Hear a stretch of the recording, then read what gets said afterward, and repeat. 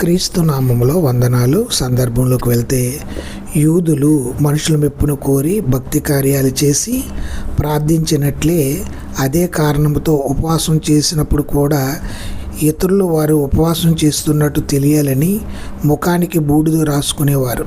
దేవునికి కాక తమకే ఘనత కలగాలని వారి ప్రయత్నం.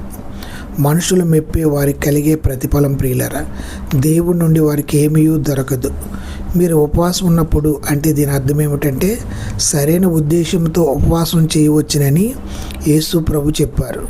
దేవుని ఎదుట దీనులుగా ఉండడానికి, ఇంద్రియాలను అదుపులో ఉంచుకోవడానికి, పరిశుద్ధాత్మ నుండి అదనపు నడిపింపు శక్తిని పొందడానికి క్రైస్తవులు ఉపవాసం ఉంటారు ప్రియులరా. దేవునికి ఇష్టమైన ఉపవాసం దీనత్వము, ప్రేమ కార్యాలని యెషయా ప్రవక్త కూడా చెప్పాడు. ఇవి లేని ఉపవాసం వేషధారణ అవుతుంది.